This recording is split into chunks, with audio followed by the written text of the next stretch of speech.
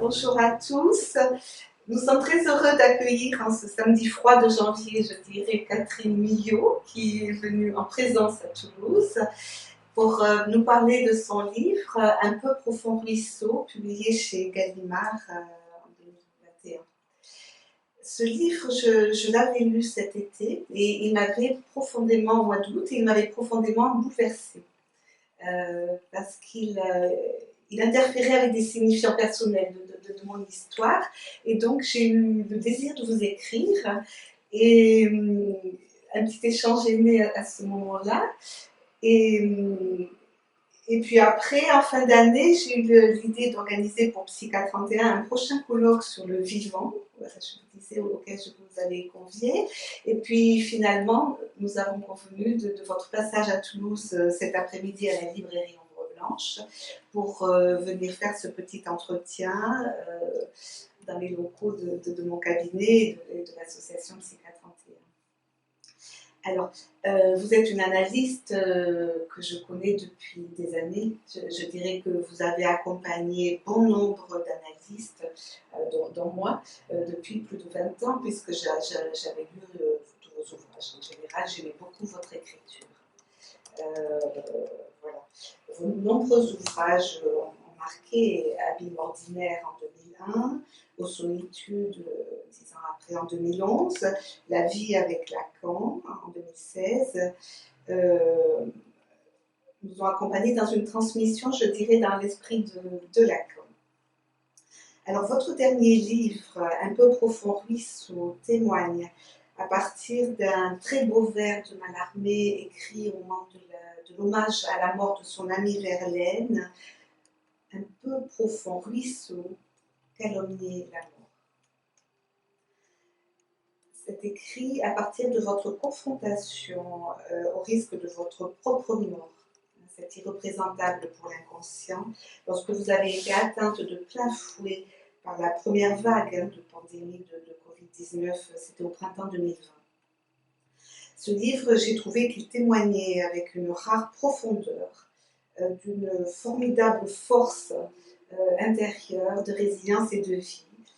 De la grâce aussi ressentie que l'on peut puiser dans ses propres ressources internes, psychiques et physiques. Et ça témoigne aussi surtout d'un désir d'analyste inaltérable. Voilà. Condamnation et grâce, retrouvées dans ce que vous aviez écrit de Gide et de Genet, interrogeant la transmutation de la souffrance, des détresses et de la mort en jouissance, et que vous aviez rapproché de celle des pervers, peut-être vous en direz quelque chose. Et au moment de cette lecture, au mois d'août, j'étais tombée sur une magnifique phrase de Sartre qui pourrait l'illustrer, je pense. Car le secret d'un homme, ce n'est pas son complexe de dîme ou d'infériorité, c'est la limite même de sa liberté. C'est son pouvoir de résistance au supplice et à la mort. Donc, il y a d'abord dans la première partie du livre, je dirais, votre expérience de l'hospitalisation, débutée par d'abord 3 semaines de réanimation, ce qui n'est pas rien. 15 jours. 15 jours à l'hôpital Cochin, oui. Puis après dans une clinique. Oui, c'était 10 jours à Cochin, et puis 5 jours une semaine dans une clinique. D'accord, ok. C'est une expérience... J'étais sous oxygène et pas intubé. Hein. D'accord. C'était une réanimation. Enfin, j'étais d'abord 3 jours dans un service de réanimation, et au bout de 3 jours, comme mon état était plutôt meilleur, ils m'ont transféré à Cochin dans un service de médecine interne. D'accord.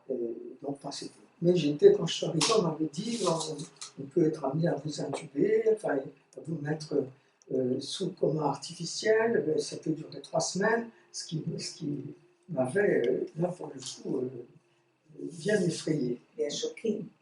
Donc vous avez traversé cette expérience d'avoir à se livrer, s'abandonner nu aux mains d'un autre.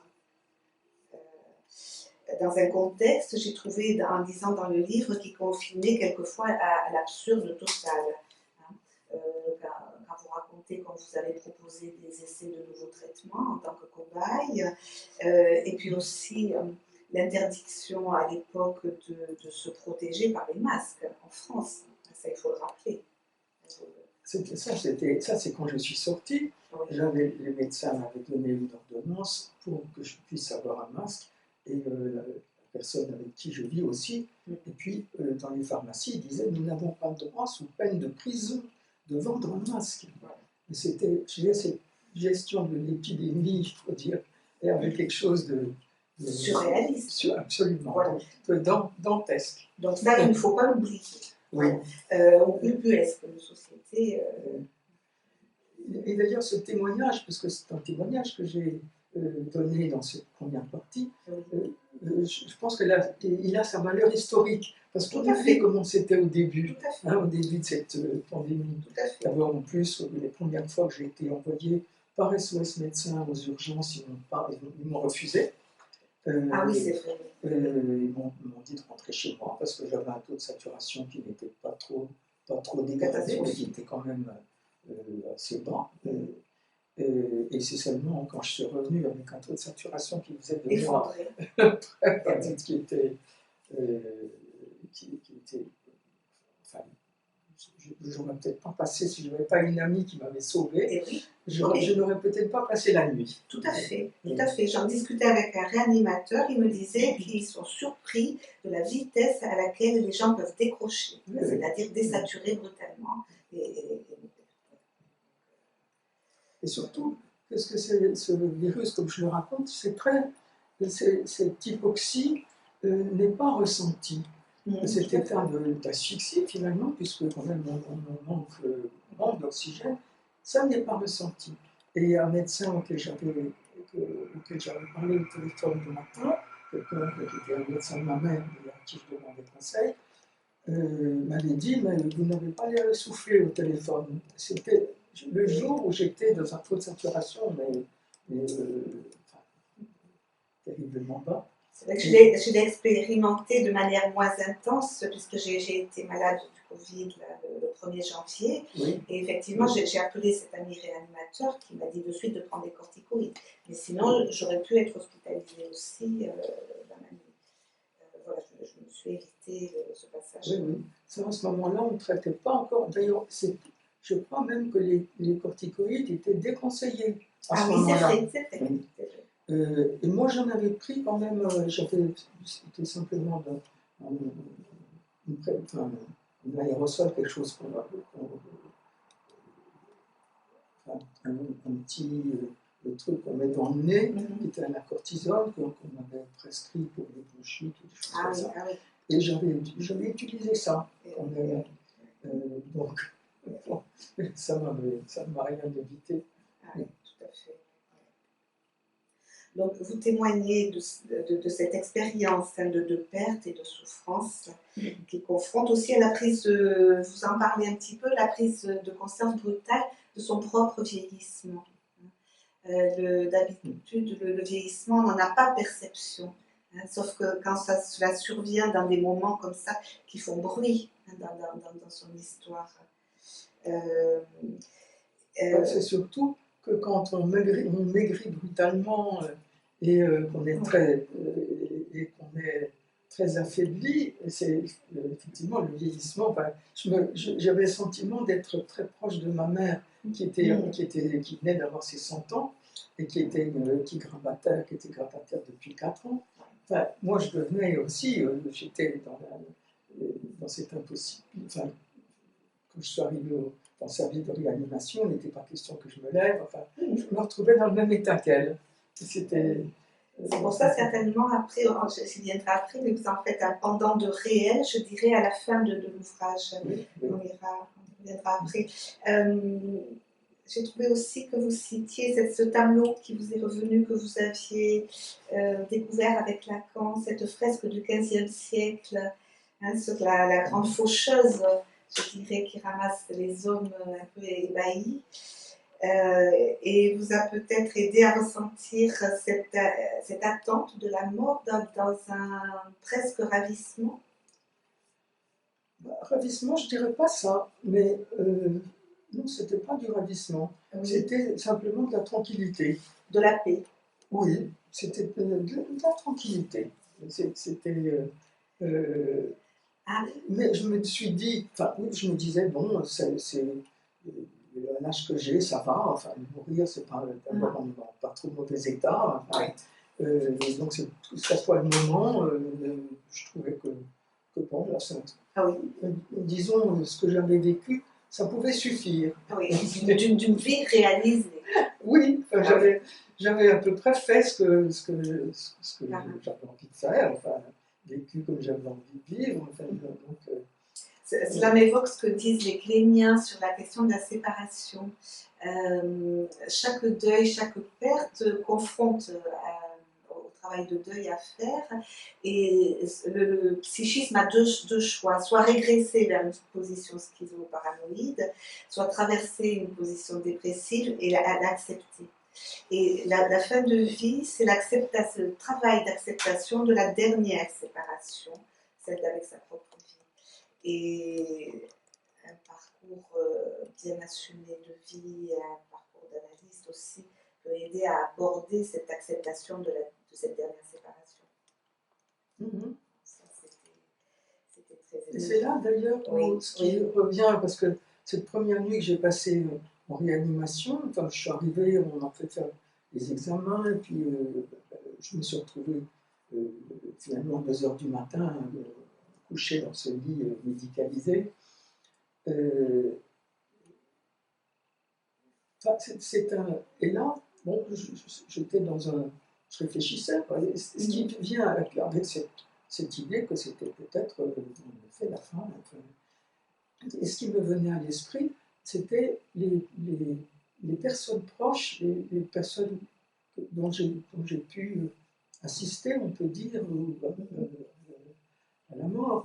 Et ce qui m'est venu, c'est mon père qui était mort à l'hôpital, enfin plus précisément dans une clinique, et que j'avais vu jusqu'à 10 heures du soir. Enfin, j'étais parti, je l'avais laissé là parce qu'il avait souhaité que je m'en aille. Et j'ai su il est mort dans la nuit, et j'ai su par une infirmière qui l'avait vu à ce moment-là, il lui avait dit j'ai eu une belle vie. Mon père, il savait qu'il était en train de mourir. J'ai eu une belle vie. Ben, voilà, je trouve que c'était. Voilà. Il était angoissé, mon père. J'ai senti que la mort l'angoissait. Mais il avait cette phrase, quelque chose qui pour lui, il avait 87 ans quand il est mort. Bon, c'était accompli aussi. Ah oui, tout à fait. Et moi, j'étais un peu plus jeune, puisque j'avais 75 ans quand j'ai été hospitalisé. Là. Mais bon, c'était.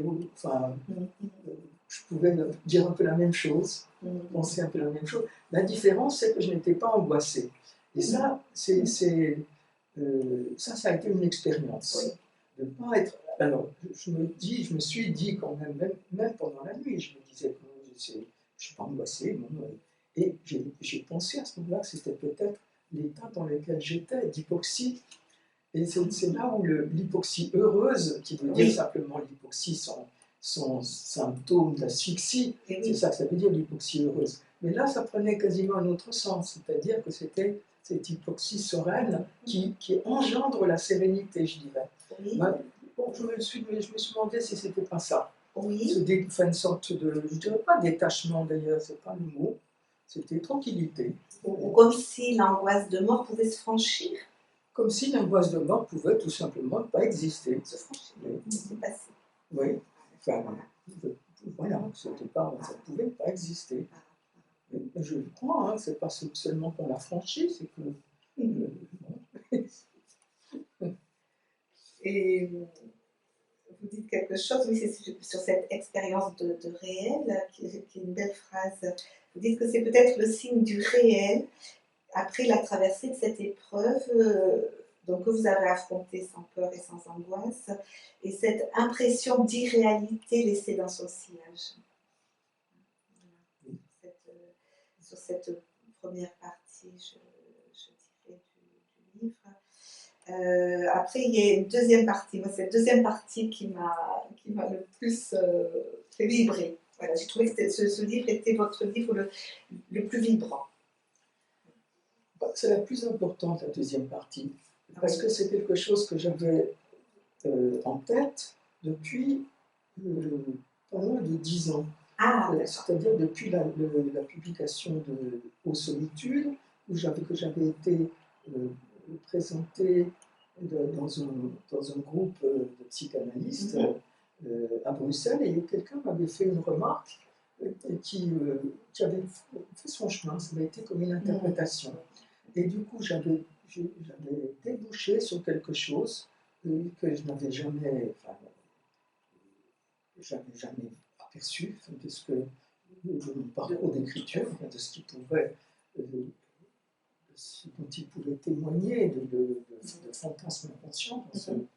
Et je me disais, ça, il faut que je le dois à mes lecteurs.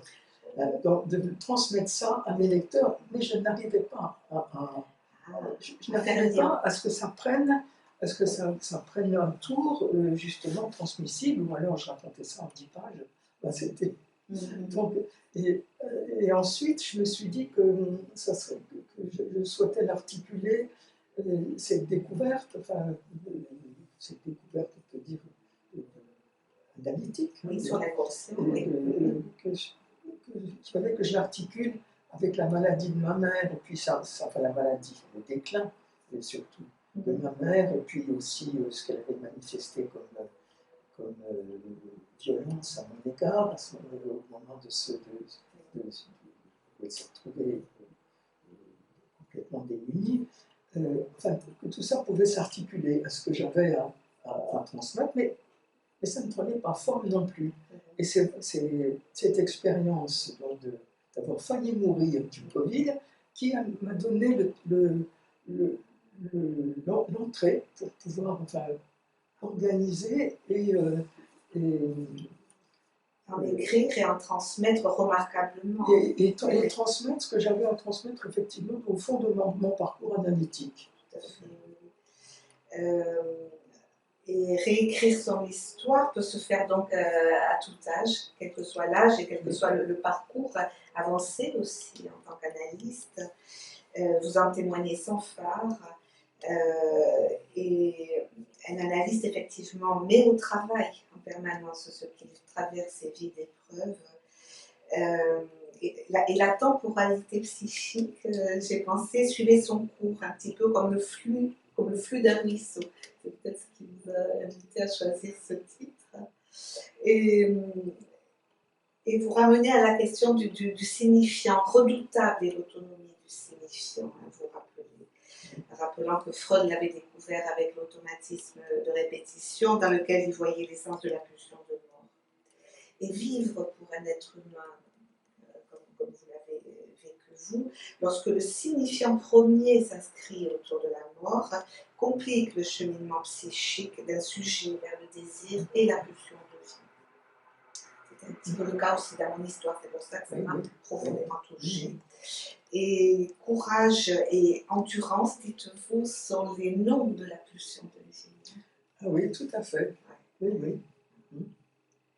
Et vous avez témoigné courageusement dans ce livre aussi de votre difficulté de vivre, vous laissant souvent aux abords du vide. Vous dites aussi d'un vide heureux que j'avais vécu à mort.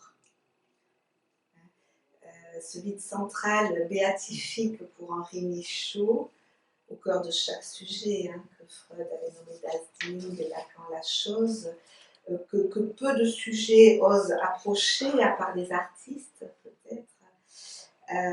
C'est le lieu aussi où s'origine la sublimation et la jouissance. Et cette prise de conscience donc de cet irreprésentable d'un vœu de mort, de l'autre qui a accompagné votre naissance comme une injonction médicale, ça a jailli en effet d'interprétation de se dire de cette femme dans le public, quand vous présentiez votre livre, Aux Solitudes. Et cette question a fait interprétation et donc ouvert cette route nouvelle qui vous a permis de relire votre histoire, votre cheminement d'écriture et de nous l'offrir dans un véritable, authentique et remarquable travail de transmission. Et je cite encore une autre phrase du livre, la condamnation et la grâce, la perte et le salut, voire la mort et la renaissance, formés comme un fil rouge qui traversait ce que j'avais écrit nulle part seul. Voilà. C'est ça, au fond, je pense que je peux dire que cette formule condamné gracié, ça résume mon fantasme fondamental. Et ce dont je témoigne aussi, c'est du temps qu'il faut pour arriver à ça. C'est-à-dire, j'ai quand même commencé une analyse en 71. Là, ça fait maintenant 50 ans. Hein. Disons qu'il y a 10 ans que j'étais au fait. Disons que j'ai mis 40 ans j'ai mis 10 ans à pouvoir en témoigner, mais j'ai mis 40 ans à ce que ça puisse s'énoncer et puis se dégager. Hein. Et ce qu'il y a de particulier dans mon parcours, c'est que l'écriture a pris le relais de l'analyse pour moi à un moment donné, et même d'ailleurs, à un moment donné qui correspondait à la fin de mon analyse avec Lacan. J'ai repris après une analyse qui a duré 8 ans au moins avec une analyste, et dont je pense aujourd'hui qu'au fond c'était... Et parallèlement, je faisais un travail d'écriture. Et c'est ce travail d'écriture qui, en fait, m'a permis d'avancer dans l'analyse. Pas cette tranche, bizarrement. Je crois que c'est parce que il y avait quelque chose de mon transfert à l'analyse, ou aux analystes, je dirais, qui avait chuté. C'est-à-dire, je ne leur supposais plus savoir ce qui m'était arrivé dans cette expérience que j'ai racontée comme cette expérience du vide béatifique, à mort, M-O-R-T, point de suspension, qui était une ville, c'était Mortain dans la Manche où j'avais été envoyé en vous avez failli mourir. Et oui. Oui, enfin, failli mourir, c'est beaucoup dire, mais j'avais failli avoir un accident grave, puisque j'étais très débutante comme conductrice, et puis j'ai eu un truc qui a éclaté. Donc, enfin, voilà, c'était... mais bon, je n'ai même pas eu d'accident. Enfin, la voiture, j'ai réussi à l'acheminer jusqu'à une haie, sans qu'il y ait de casse. C'était beaucoup dire, mais disons que c'est plus les signifiants là qui étaient... C'était pas la réalité d'avoir vraiment failli mourir, mais que ça pouvait se résumer comme ça. Qui mène un peu la danse. Hein? Les signifiants qui mènent un peu la danse. Voilà, c'est ça. Comme c'est aussi cette ville de Mortain, comme ça, où quand j'ai eu ma feuille de route, comme je dis, c'est-à-dire ma nomination de professeur là-bas, j'ai été saisi par ce signifiant de mort qui était contenu dans Mortain. Comme si là, j'étais assigné et condamné à mort. Hein. C'était condamné à vivre à mort. D'ailleurs, ça n'a pas duré longtemps. Je me suis tiré vite fait. Ça a duré 1 an et puis je me suis dit, bon, ça va. Et là, c'est là que j'ai commencé une analyse avec Lacan. D'accord. Mais voilà, en fait, j'avais renoncé à obtenir de Lacan une réponse ou une indication sur ce que j'avais vécu là comme expérience intérieure, ce vide béatifique là-bas. Et je n'arrivais pas non plus à trouver ce qu'il me fallait, mais c'était chez les mystiques que j'essayais de trouver une réponse aussi dans les écrits des mystiques. Il y a eu un moment où Lacan m'avait signifié que ça allait bien à la mystique, mais ça suffisait comme ça, c'était aucun rapport avec l'analyse. Il avait dit quelque chose comme la contemplation. Il m'avait dit la contemplation, ça n'est pas la psychanalyse, comme si d'ailleurs la psychanalyse était au-dessus de tout. Hein. Et puis, comme si la contemplation, c'était zéro. Bon.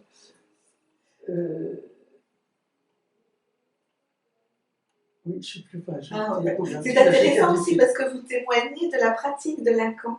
Hein, c'est intéressant. Quand il vous éclaire aussi dans une des premiers entretiens, vous n'avez pas eu de père. Hein. Oui, ça a été une stupéfaction. Ouais. Parce que je pensais que j'avais un père même plutôt autoritaire, enfin, je veux dire, quelqu'un qui avait un poids dans la vie aussi. Et que je n'avais pas eu de père, alors là, ça a été une grande surprise. Bon, ça restait ça. C'était sa façon de c'était au tout début là, de mon année, c'est sa façon de mettre en place les choses. Et oui, et puis surtout, pas de chez lui, pas de soutien du père, pas de tentative de restauration de la figure paternelle, enfin du tout. D'accord. À la différence de beaucoup d'analystes qui cherchent à redorer le blason, enfin. À faire tenir de l'autre. Oui, enfin, là, il est déblayé. Hein. Enfin bon, je n'avais pas avec lui, je n'avais pas eu ma réponse concernant, parce que j'y allais pour des symptômes, pour le fait que j'avais trouvé une impasse sur le plan professionnel, enfin pour bien des raisons. Ça faisait longtemps déjà, ça faisait des années que je me disais qu'il fallait que je fasse une analyse, mais j'avais aussi cette énigme, qu'est-ce qui m'était arrivé là, dans cet état qui n'était pas ponctuel, qui avait duré quelques semaines. Vivre quelques semaines dans un vide béatifique, et ben c'est une expérience qui laisse une trace. Et donc, il y a eu un moment aussi où je me disais, après tout, où j'avais assisté au congrès de Deauville de 1978 sur la passe, et je m'attendais, parce que je me disais que cette vie béatifique devait bien avoir un rapport avec la passe, avec une sorte de traversée du fantasme, je ne sais pas, enfin, c'était mon idée. Et j'attendais que des gens témoignent de quelque chose qui résonne avec ce que j'avais vécu. Rien du tout. Et là, je crois que ça a vraiment atteint quelque chose. Ah oui, c'est-à-dire que le sujet supposé savoir du côté des analystes, là, il a chuté.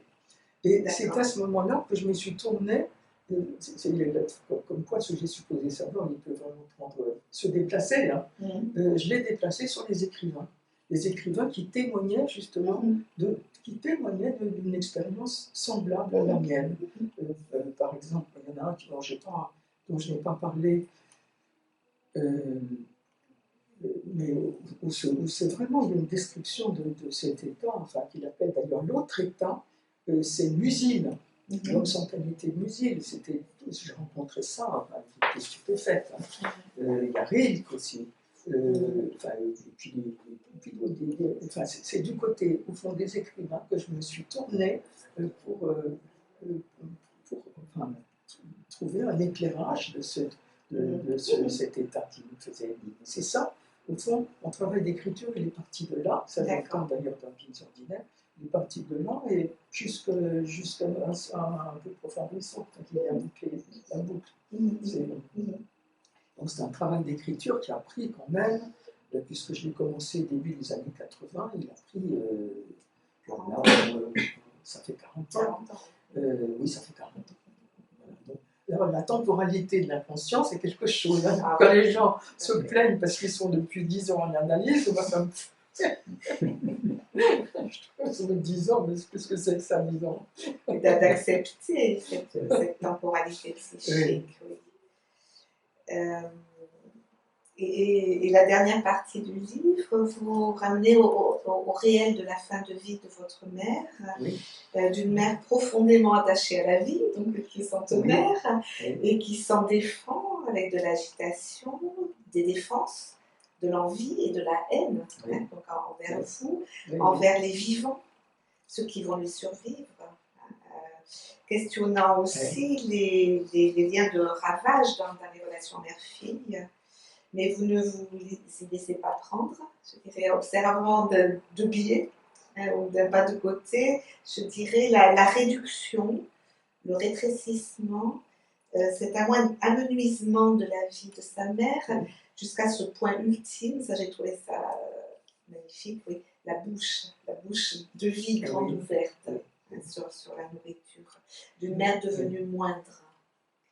Et cette question de la réduction à l'élémentaire dégage la pure essence et l'irréductible du désir de vivre. Et ça, c'est avec Beckett que vous êtes allé chercher des réponses. Absolument. Oui. Ça, Beckett, pour moi, ma mère était un personnage beckettien, non pas au sens où on lui donne d'ordinaire de désespoir, de négativité et tout ça. C'est un personnage beckettien au sens où chez Beckett, ils sont increvables. Ils ont un désir de vivre increvable, les personnages de Beckett. Ils sont en 36e dessous et avec une énergie énorme. De vie. Et ma mère, c'était ça. Elle était vraiment dans le 36e dessous, la pauvre, c'est-à-dire, comme elle s'était cassé la hanche, on l'avait opérée, mais elle avait refusé de se remettre sur pied. Il faut dire qu'elle avait 97 ans, quelque chose comme ça.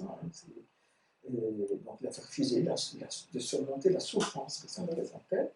Donc, elle ne marchait plus. Ça faisait 4 ans qu'elle était gravataire. Enfin, oui, jusqu'à sa mort. Donc, 3 ans quand j'étais à Cochin, c'était 3 ans et demi. Et puis elle perdait un petit peu la tête quand même. Enfin, bon, donc, tout cas, elle était quand même diminuée de la tête et des jambes de façon très. Ce côté, ça réduisait son rapport à l'existence, enfin, à très peu de choses, mais en mettant très peu de choses qui est en effet quelque chose qui réduisait à l'essence du vivant, à l'essence aussi du rapport à l'être, plus encore que du vivant, il y a quelque chose de tout à fait fondamental. Et ça, avec aussi sa ténacité et son courage à elle, voilà, la ténacité et le courage dont font preuve les personnages de Beckett. Et avec ma mère dans cet état, Beckett m'aidait en quelque sorte à penser. À la considérer. Et ça contraste, je peux dire, c'est ce que j'ai pu, d'une certaine façon, ce que Beckett m'a aidé sur un quoi Beckett m'a aidé à faire face. J'étais très frappée par le fait que des proches de ma mère ne voulaient pas venir la voir, tellement ça les bouleversait cet état de décrépitude. Et j'étais très choquée par ça, parce que je trouvais que c'était vraiment un manque de courage et un manque de considération pour ma mère aussi, qui avait de l'affection pour cette personne, en fait, l'égoïsme des gens. Absolument. Ça réveille trop d'angoisse inconsciente chez eux. Ça me renvoie aussi à ce que dit James Gamil, le clénien. Il dit que le trop d'angoisse peut créer un misunderstanding, c'est-à-dire une contre-écoute, c'est-à-dire on n'entend plus l'autre. Oui, absolument, bien sûr. Oui. Et Beckett, inspiré de Joyce et analysé par Bion aussi. Oui, ça, c'est le rapport de Beckett à l'analyse, ça m'a bien intéressé. Ah oui. Vous avez travaillé avec Mélanie Klein aussi, ça rejoint les cléniens. Il voulait aller par l'écriture dans le sens de l'amenuisement, de la faiblesse et de l'impuissance.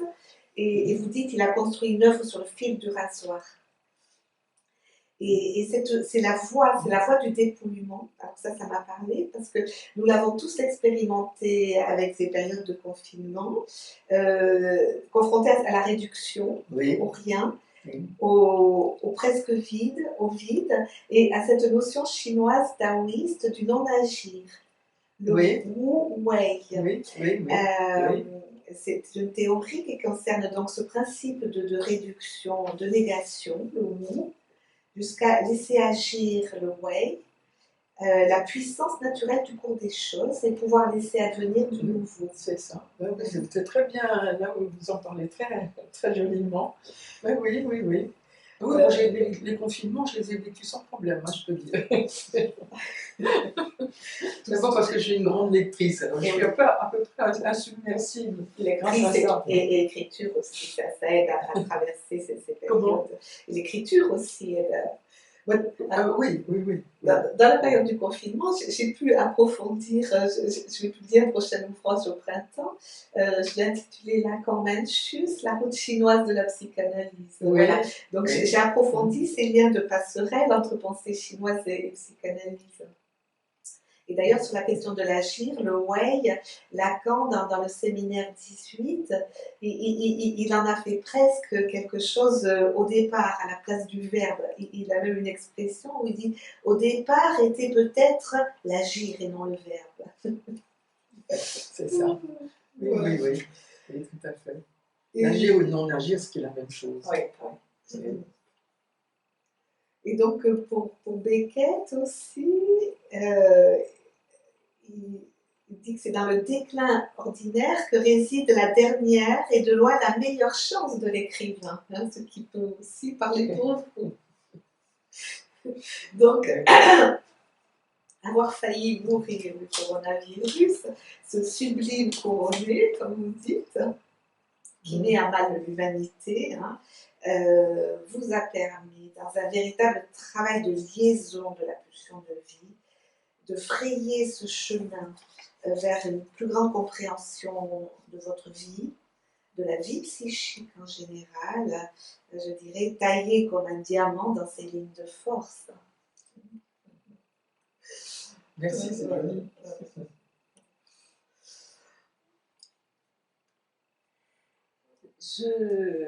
Je me suis interrogée à la lecture de votre livre autour de ce dialogue, questionnement autour de la question du mort. Vous y avez déjà un peu répondu sur qu'est-ce qui a fait que c'est à ce moment-là que les choses se sont un peu ordonnées entre l'expérience de la maladie. Et je me suis demandé en quoi faire partie d'une aventure, même si c'est peut-être une catastrophe collective, avait eu comme conséquence, voilà, pour vous. En quoi ça a joué pour mettre de l'ordre dans votre histoire, puisque effectivement dans votre parcours, vous racontez qu'il y a déjà eu des faillis mourir, hein, même si ce n'est pas aussi important, l'accident de voiture. Là, à un moment donné, entre la concomitance avec le moment de vie et de fin de vie de votre mère, qui est quelque chose de singulier de votre histoire, et aussi participer ou faire partie, être prise dans une aventure et une pandémie, être comme les autres, quelque part. En quoi ça s'est organisé pour vous?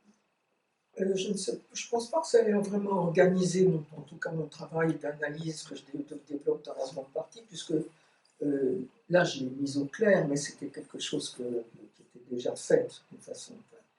Mais c'est vrai que ça a été ce que j'ai vécu pendant cette nuit, cette première nuit passée dans ce service de réanimation, c'était cette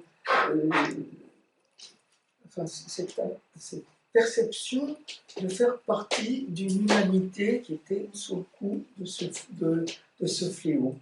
Et ce que je dis aussi, c'est parce que je n'ai pas, quand on m'a refusé le premier accès à l'hôpital, quand on m'a renvoyé chez moi, quand je suis allée la première fois aux urgences, je n'ai pas cherché à contourner ce refus. C'est-à-dire, j'aurais pu, après tout, je n'ai même pas pensé, en plus, j'ai été suivie par un pneumologue qui était à Cochin depuis 10 ans, ponctuellement, je n'avais rien de grave, mais bon, comme ancienne fumeuse, je me faisais surveiller.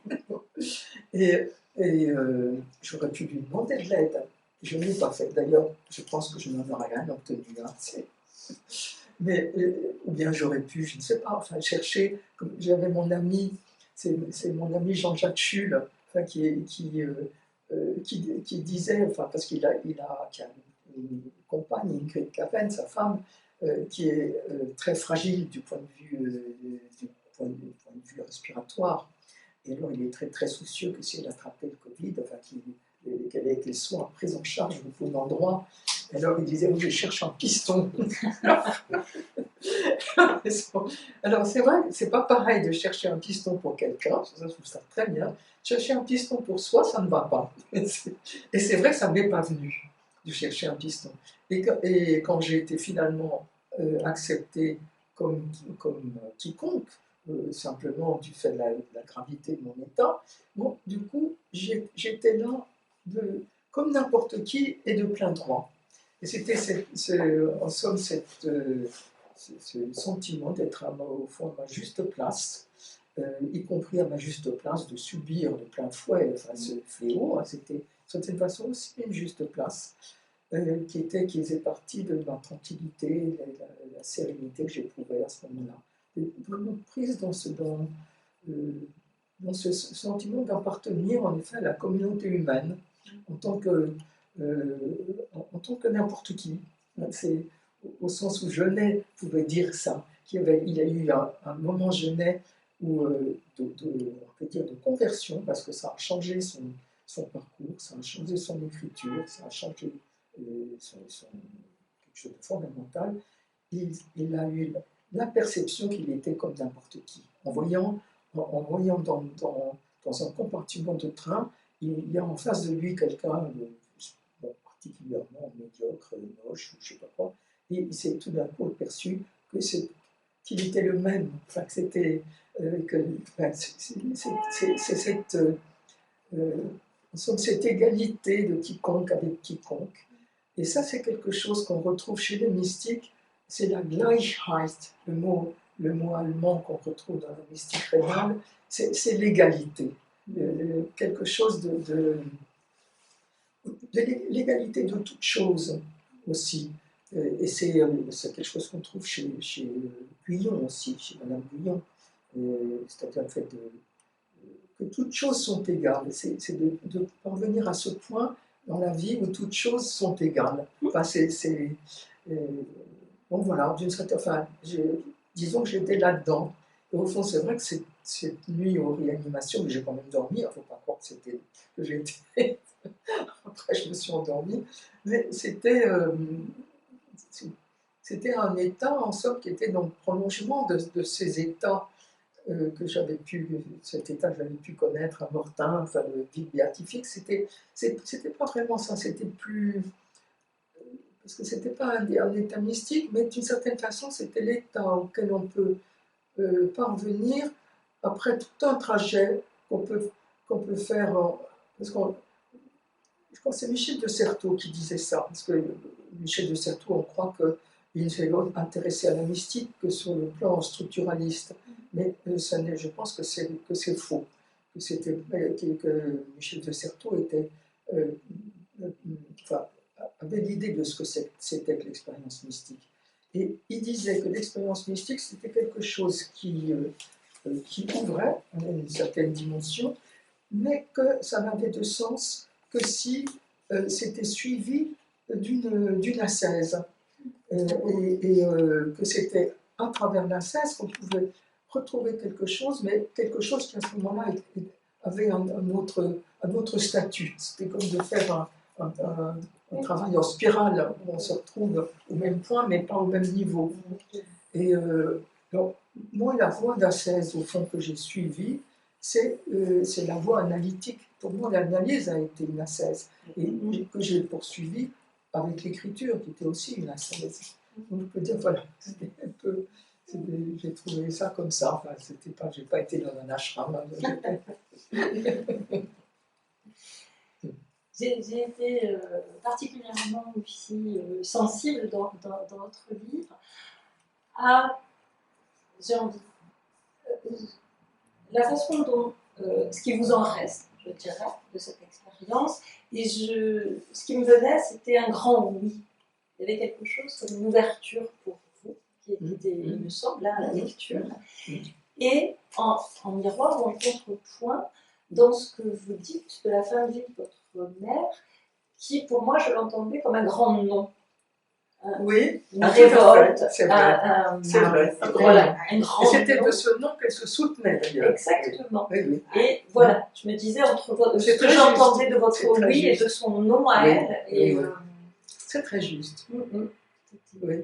Voilà, je trouvais ça particulièrement intéressant aussi dans ce que Très oui, beau. tu rappelais de ces rapports mère-fille. Oui, oui.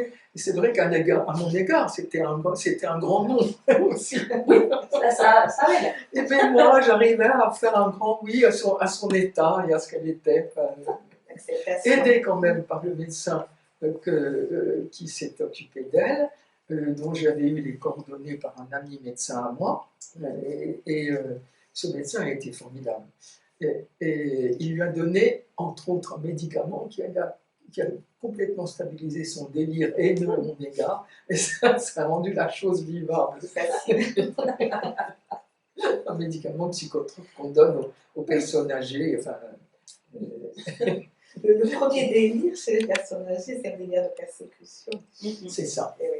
Exactement. Oui, oui. Elle était persécutée par moi, elle était persuadée que je la dépouillais. Et du coup, elle voulait me déshériter. Enfin, c'était. Comme ça rejoint l'origine, comme Lacan avait dit que le premier rapport au monde de l'être humain, il est aussi paranoïaque. Oui, oui, oui. C'est ça. Oui, bien sûr, parce que ce qui est autre est une menace. Et oui, il faut dire peut-être que ma mère, elle en était restée là. Hein. peut-être. Oui, oui. De cette expérience, est-ce que vous diriez que ça a changé quelque chose dans votre pratique, dans votre écoute d'analyste? Cette expérience, je pourrais dire que c'est tout mon parcours qui forcément petit à petit change mon rapport, change ma pratique. C'est vrai que je n'ai certainement pas la même pratique qu'il y a 20 ans. Mais cette expérience d'avoir fallu mourir, non, je n'ai pas l'impression enfin, peut-être, j'ai parfois des analystes qui viennent me voir. Je pense à quelqu'un, enfin, c'est un homme d'un certain âge, même enfin, un âge proche du mien, je dirais, qui a repris une analyse parce qu'il est extrêmement angoissé par le vieillissement, la mort et tout ça. Et bon, c'est vrai que bon, ce sont des choses auxquelles moi je fais face avec calme, y compris le vieillissement. Donc voilà, je ne sais pas si ça m'aide à l'écouter. Enfin, je l'écoute avec calme, disons. Et tranquillité. Et tranquillité. Alors peut-être, enfin, tout ce parcours que j'ai fait, j'ai l'impression que maintenant je suis plus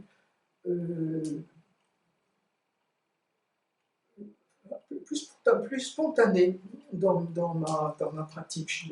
Enfin, quand j'ai quelque chose à dire, je le dis. Enfin, enfin, évidemment, je fais quand même un peu attention à le dire au bon moment, mais disons que je me laisse improviser.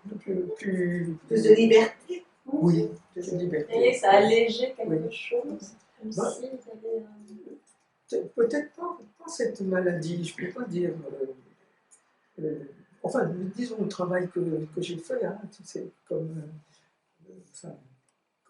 disait Monique Loret, c'est le travail quand on est analyste, on est on est toujours en train de remettre sur le métier sa propre analyse. Oui, justement, ça me fait associer sur l'écriture là, que vous aviez repris avec la tranche avec Lacan. Est-ce que ça aurait pu avoir un effet aussi d'auto-analyse? La vie avec Lacan? Non, tout votre travail d'écriture que vous aviez, oui. Voilà, vous disiez que ça vous a permis de construire votre analyse en quelque sorte. Tout à fait. Oui. Est-ce que ce serait proche d'un travail d'auto-analyse comme a fait Freud? Non, pas vraiment. Non, pas Parce vraiment. que justement, il y a une adresse. Et oui. D'abord, c'est pas un travail d'auto-analyse parce que je faisais ce travail d'analyse en passant par un écrivain. Donc il y avait ce rapport à l'écrivain, enfin à ces écrivains successifs, enfin, le transfert se déplaçant, comme ça. Et puis aussi, il y a l'adresse au lecteur. Tout à fait. Et donc voilà, c'était la preuve, c'est que donc, quand je vais, c'est aussi pour ça que c'est important pour moi d'avoir un retour. C'est-à-dire que enfin, présenter mes livres, c'est important pour moi, pour ce qu'on peut me dire, comme aujourd'hui. Hein, et puis, il y avait justement à Bruxelles, quand j'avais parlé enfin, il a présenté aux solitudes avec ces personnes de Bruxelles, là, ce qu'on m'avait renvoyé avait vraiment une valeur d'interprétation. Donc, c'est pas de l'auto-analyse, je dirais pas. Du côté du vivant. C'est du côté où, enfin, c'est dans la mesure où l'autre est bien présent dans l'affaire. On va peut-être voir s'il y a des questions dans le public, qui est virtuel aujourd'hui, par Zoom. Agnès Benedetti, qui est psychanalyste à Arles. Oui. Je n'avais pas vraiment de questions, mais j'avais envie d'intervenir pour vous remercier vivement pour cette conversation après la publication de ce livre. Je trouve que la conversation, elle épouse vraiment bien, le mouvement en 3 temps de ce livre.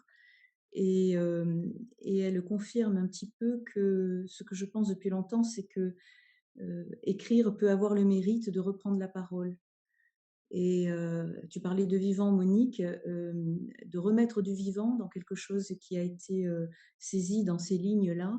Et c'est ce que je ressens, en fait. J'ai l'impression de redécouvrir le livre par cette conversation, avec des formulations très précises, beaucoup plus précises.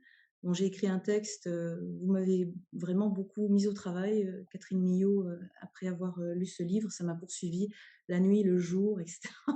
Et donc j'ai écrit un petit texte, mais en vous écoutant, grâce à cette possibilité de reprendre la parole, il y a des formulations qui me sont assez chères et précieuses, notamment sur cette question de la chute du sujet supposé savoir et du déplacement sur les auteurs. Alors ça, pour moi, c'est hyper précieux. C'est peut-être enfoncer une porte ouverte, j'en sais rien. Mais pour moi, et pourtant j'ai écrit là-dessus aussi, antérieurement, mais j'ai l'impression de l'apprendre de nouveau en vous écoutant le dire.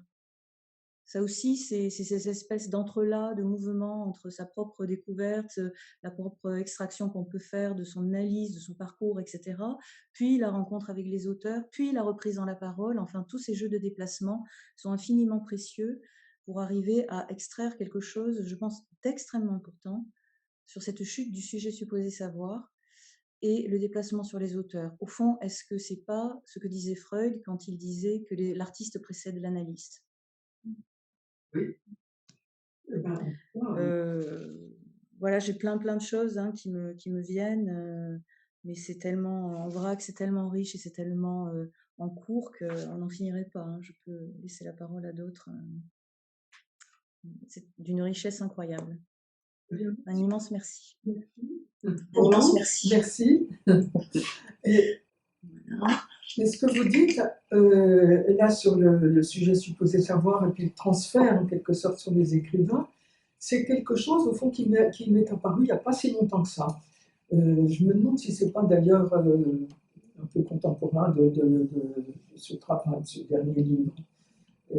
J'avais pas si nettement aperçu, j'avais bien compris qu'il y avait eu un déplacement, mais je n'avais pas compris que c'était un déplacement du sujet supposé savoir, c'est-à-dire vraiment un transfert qui était un transfert du transfert, si je puis dire, et reporté sur les écrivains comme ça, oui,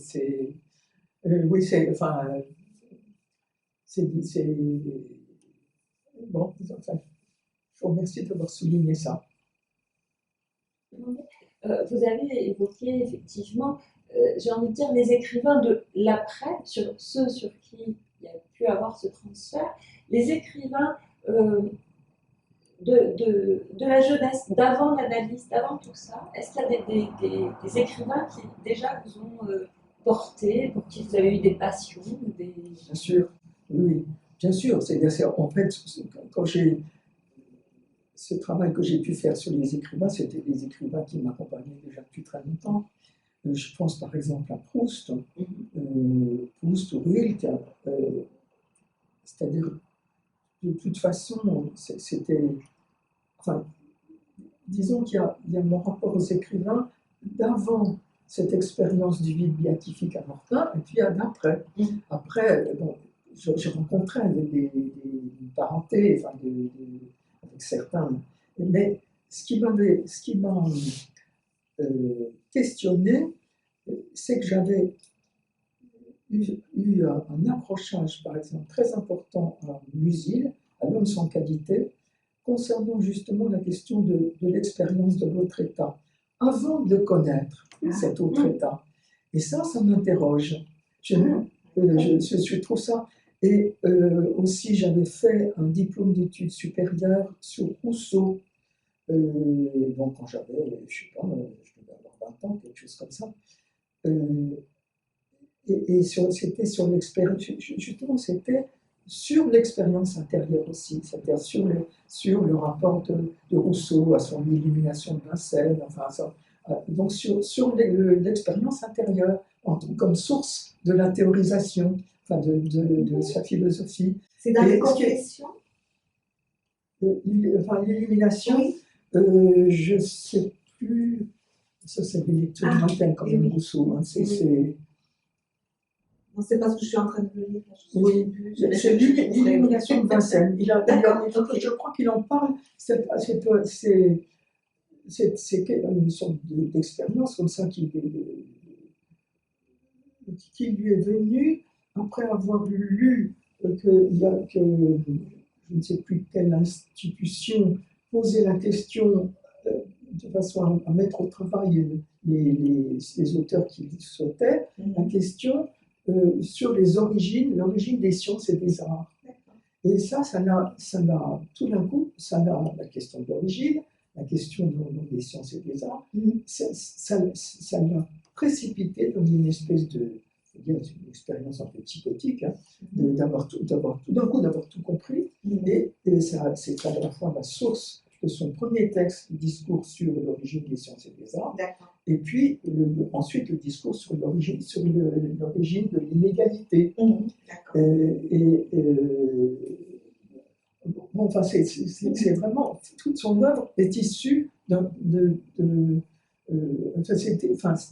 ça m'interroge sur le fait que je me sois intéressée chez certains auteurs à cette question de l'expérience, et j'avais trouvé ça chez Platon aussi, c'est-à-dire dans la lettre 7, Platon évoque quelque chose de l'expérience, d'une expérience philosophique, métaphysique,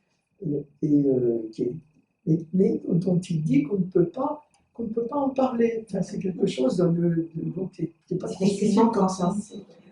Et donc, dans mon petit travail sur Rousseau, j'avais évoqué ça de Platon. C'est en gros comme si sa philosophie, il y avait deux dimensions, une philosophie très conceptuelle, très théorique, chez Platon, et puis en même temps cette dimension de ce qui ne peut pas se dire sur le mode théorique, mais qui renvoie à une expérience, et c'est là qu'intervient chez Platon, qu'interviennent les mythes. Enfin, donc voilà, c'était quelque chose que... Une double recherche. Oui, une double recherche. C'est ça, et au fond, je retrouve ça effectivement dans mon rapport à l'analyse aussi, parce qu'il y a la dimension théorique, mais aussi la dimension de l'expérience qui fait énigme, l'expérience qui fait énigme. Que l'on retrouve chez Freud aussi, dans ses recherches sur l'ésotérisme, dans un autre plan.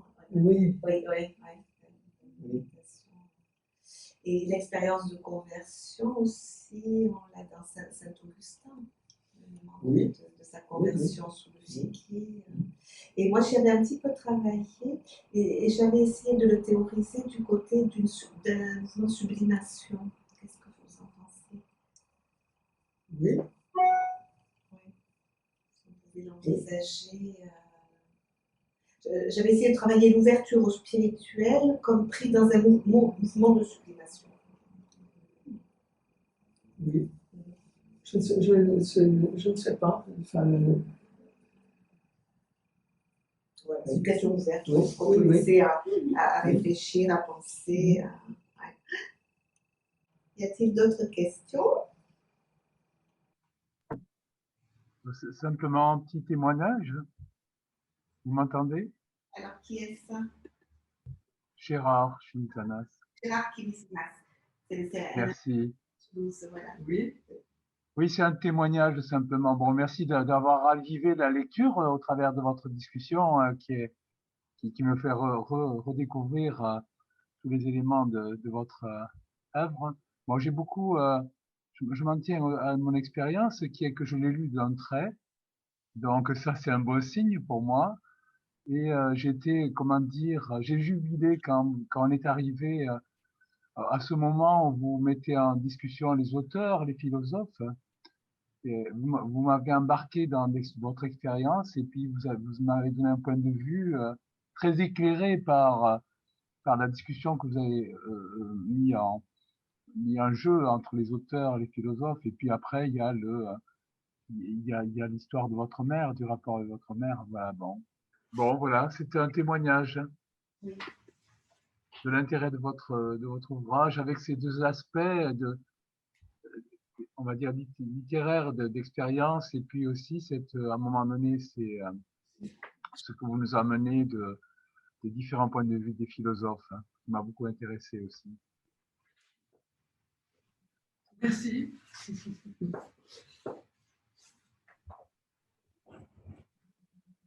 vrai qu'il se lit d'une traite, moi aussi. Bon, il est bien court. Oui, mais il est tellement prenant que...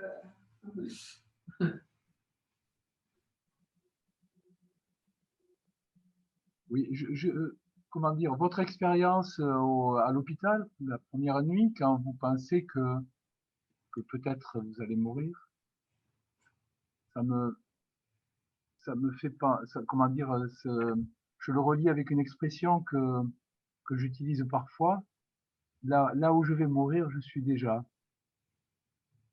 Voilà. Je sais pas si ça vous parle. Oui, oui, oui. C'est-à-dire, bon, voilà, on est en plein dans notre vie, bien sûr. Je pense là où je ne suis pas. Voilà.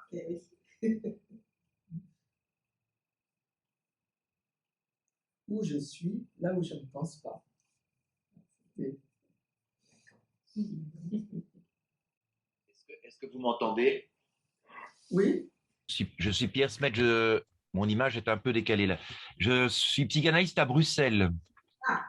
Voilà. Alors, je n'ai malheureusement pas encore lu le livre, mais vraiment, ça m'intéresserait de le lire. Alors, je voulais, en fait, moi, ce qui m'avait vraiment très frappé dans votre livre sur la vie avec Lacan, c'est lorsqu'on vous pose la question de savoir, au niveau de la présentation des malades, et vous aviez répondu que, en fait, ce que vous aviez trouvé, c'est que Lacan avait cette position, cette faculté comme ça de pouvoir entendre quelqu'un au point où il en était avec la solitude, avec le sentiment d'exister. Et ça m'avait frappé, ça. Je trouvais que c'était intéressant de venir préciser ça par rapport à des choses qui sont peut-être des fois dites un peu rapidement sur le réel comme l'impossible. Voilà. Voilà, je voulais juste vous dire ça, que je trouvais ça vraiment intéressant d'avoir pointé ça. Là, j'entends que vous avez écrit aussi d'autres choses sur la solitude, mais je trouvais ça vraiment intéressant. Je trouve on n'en parle pas beaucoup dans la littérature analytique. Enfin, moi, je ne trouve pas, quoi. Enfin, voilà, je voulais vous faire part de ça. Merci. Oui, oui, ce que je peux dire là-dessus, c'est que c'est ce qui était sensible chez Lacan, c'est qu'il s'adressait à l'autre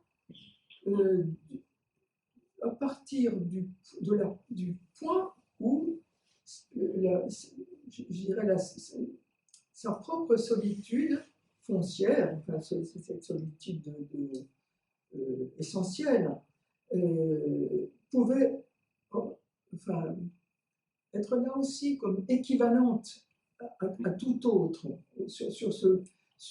Enfin, en gros, c'est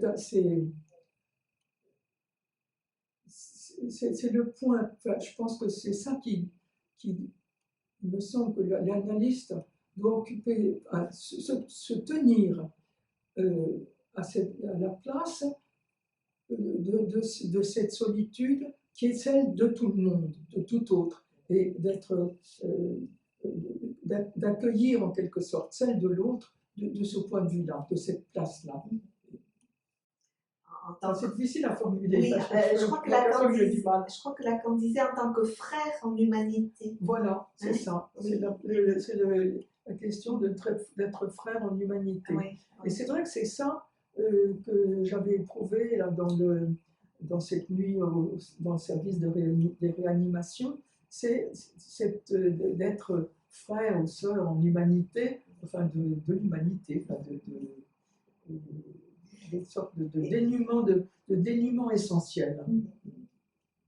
Et il vous a permis aussi d'accéder à la gratitude.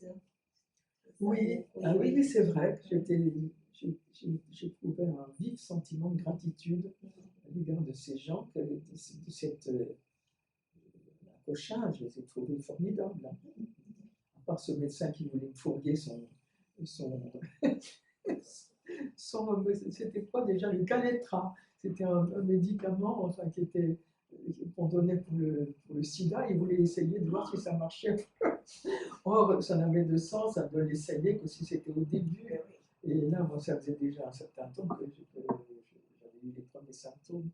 Et vous avez dit un grand non. Hein? Et vous lui avez dit un grand non. Moi, j'ai dit non, oui. Moi, j'ai dit non. Après avoir, il faut dire que ce qui m'a sauvé la vie, aussi, si je puis dire, c'est d'avoir emporté mon iPad, ma tablette. Tu sais, quand j'ai préparé mon sac pour les urgences, j'ai pris un volume de Dostoïevski que j'étais en train de lire, et puis j'ai pris ma tablette. Alors là, c'était vraiment formidable parce que j'avais toutes les infos. Et puis, j'ai regardé Caletra, j'ai vu les effets secondaires, et puis j'ai regardé les études des Chinois sur le Caletra qui étaient négatives. Donc, en 5 minutes, j'avais ma réponse. Après, j'ai téléphoné à un ou deux médecins comme ça pour leur demander leur avis. Sur le livre l'écrivain qui vous accompagnait, Dostoïevski, je dirais, Question solitude. Dans ce livre, les frères Karamazov, il en fait un chapitre. Oui. Et puis, les souvenirs de la maison des morts aussi. Oui. C'était ça que je me suis téléchargé sur Kindle. C'était ça, c'est le bonheur, de pouvoir télécharger tout, ou presque tout sur Kindle. Et dans les écrits d'analystes sur la solitude, il y a votre livre Aux solitudes, et puis aussi il y a l'ouvrage collectif qu'a co-dirigé ma consoeur du 4e groupe qui ne pouvait pas être là ce matin, Brigitte Dolé-Monglon. Il y a un ouvrage complet collectif sur la solitude, voilà, que ce monsieur de Bruxelles peut trouver aussi, s'il le souhaite. Question. Oui, Agnès? Oui. Est-ce que vous m'entendez? Oui. Ok. C'était pour, en fait, merci beaucoup à Pierre Smet de son intervention, qui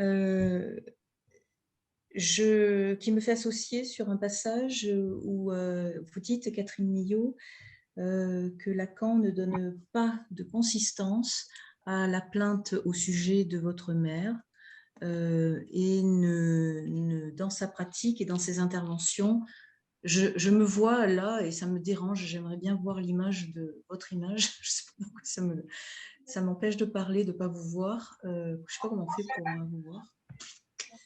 Bref, donc Lacan, vous dites que Lacan ne veut pas donner de consistance à cette question de la mauvaise mère, et il y a quelque chose qui émerge dans le livre autour de comment attraper cette question de la haine.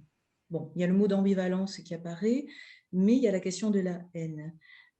C'est un des points pour moi cruciaux dans le livre qui tisse quelque chose du début à la fin, sans aucune plainte, sans aucune haine, justement, dans le style, dans la façon de l'écrire, etc., mais qui fait vraiment énigme. Et je me questionne, en écoutant l'intervention de Pierre Smet, sur ce rapport entre ne pas donner de consistance à cette plainte autour de supposée mauvaise mère et la question de la solitude. Voilà, je sais pas, mais il y a un truc qui vient de s'ouvrir dans mon esprit entre ces deux questions qui touchent à la pratique de l'analyste, hein, de ne pas lâcher sur ce que le sujet a à faire cheminer du côté de sa propre violence, de sa propre haine, et la question de la solitude. C'est en vrac ce que je vous dis, je vous le livre un peu dans le vif. Voilà. Alors, oui, c'était le mot plainte. Je ne peux pas dire que dans mon analyse avec Lacan, ou même dans mon analyse tout court, je pouvais me plaindre effectivement de ma mère au sens où elle était trop demandeuse à mon égard. C'est-à-dire, elle cherchait, en gros, elle estimait que je devais combler quelque chose qui avait à voir avec le fait qu'elle ne supportait pas la solitude. Donc ça, j'ai été requise à cette place-là. Et c'est peut-être pour ça qu'effectivement, j'ai beaucoup travaillé sur la solitude, parce que comment se dégager, comment supporter la solitude, c'est-à-dire comment se débarrasser de cette plainte de ma mère. Mais par rapport à la haine, je ne peux pas dire que je me plaignais de la haine de ma mère à mon égard, parce que je ne la ressentais pas. C'était... À un moment, elle vous questionne quand vous demandez à Gérard, par exemple. À un moment, elle vous questionne cette haine quand vous demandez à Gérard, par exemple, ce qu'il en pense sur son délire. Oui, mais ça, c'est plus tard. C'est quand elle était grammaire et puis qu'elle s'était mise à délirer et que je la dépouillais. Enfin, c'est la fin. Mais tout au long de ma vie et de la sienne, je ne peux pas dire... cette histoire du vœu de mort initial, comme ça, que Lacan, que je suis, sur lequel j'ai interrogé Lacan,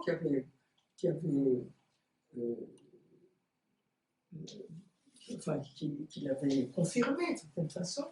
Après, moi, je me suis dit, je veux dire, je n'en ai pas fait cas. Et j'avais l'impression que Lacan n'en faisait pas cas non plus, parce que c'est jamais revenu, ça. Mais ce qui était revenu, c'était le vœu de mort qui pouvait être de ma part, qui pouvait transparaître. Donc, ce n'est pas la haine, non, c'est le vœu de mort. Ce qui n'est pas pareil, au fond, le vœu de mort et la haine. Enfin, je pense pas que ça puisse se recouvrir. Oui, vous le mettez du côté du désir, le vœu de mort. Oui. C'est quelque chose, c'est pas la haine. La haine, il y a une dimension imaginaire. Le vœu de mort, c'est plus fondamental. Je crois que c'est un rapport, à l'existence. Enfin, c'est-à-dire ce que on est fait à l'autre. C'est de l'ordre du fondamental. Quand on donne la vie, d'abord, enfin, ce qu'on donne la vie en même temps, c'est qu'on donne la mort quand on donne la vie. Et puis là, il y a des parents pour lesquels c'est plus ou moins accentué, ça. Enfin, le fait que ce tranchant où vie et mort là, coexistent. Donc, voilà, ce vœu de mort à l'égard de ma mère, je pense que le vide avait justement, c'est ça où peut-être là, je n'ai pas encore tout à fait éclairé cette affaire. Et ça m'est venu en cours de rédaction ou après coup de la rédaction du livre, c'est que je me suis aperçu j'ai fait le rapport entre la première expérience du vide que j'avais connue à l'âge de 6 ans, en arrivant dans un pays, une ville, une maison que j'ai inconnue. J'avais eu une expérience du vide comme s'il n'y avait plus personne. Il n'y avait plus personne au monde, en tout cas, plus d'instances protectrices, de parents, tout ça. C'était un vide absolu. Et j'ai mis ça en relation avec une scène de film, avec un escalier vide, où quelqu'un fait une scène de film. En plus, je l'ai revu ce film, je n'ai pas noté ce que c'était, je l'ai revu par hasard. J'ai retrouvé cette image d'un escalier vide. C'était, il me semble, dans un phare, dans une tour, en tout cas, et d'un appel avec personne qui répond. Donc et là, c'est quand j'avais raconté cette scène de film, qui était un souvenir d'enfance, où j'avais vu ce film quand j'étais sans doute assez petite, enfin, et Lacan m'avait dit que là, c'était un peu de mort à l'égard de ma mère. Donc, je me dis que cette expérience du vide, c'est en rapport avec un vœu de mort à l'égard de ma mère. Et en même temps, alors, ce qui interroge, c'est que ce vide, j'en ai fait l'expérience béatifique. C'est-à-dire, justement, comme s'il y avait la levée aussi d'un couvercle, la levée de quelque chose qui pesait. Hein, c'était au fond comme si j'avais réussi à renvoyer ma mère à Patresse et vous voyez, avoir la liberté, la liberté du côté de la jouissance autre. Non, du côté enfin, peut-être simplement de la disparition du surmoi provisoire. Hein. Bon, quelque chose comme ça. Et dans la scène du film, l'escalier montait ou descendait? Montait. C'est quelqu'un qui cherchait quelqu'un et qui appelait, puis qui monte un escalier. Je demande ça parce que sur le site, le logo du site de notre association Psycha 31, on a choisi une photo d'escalier. Ah oui.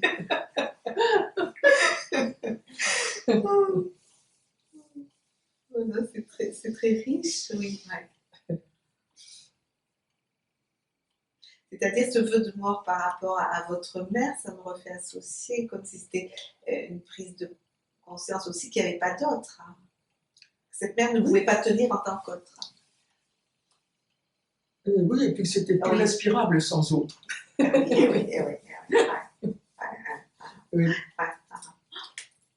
Bon, est-ce qu'il y a d'autres remarques ou questions?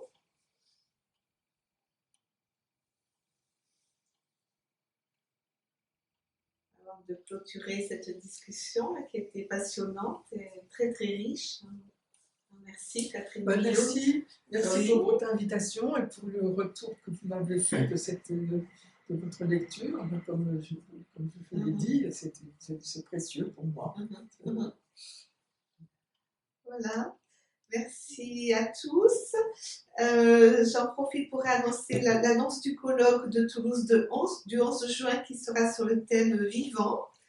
Et j'aurai le plaisir d'accueillir François Julien sur ce thème aussi, qui a accepté de venir. Voilà. À bientôt. François Julien, sinologue. Oui. Oui.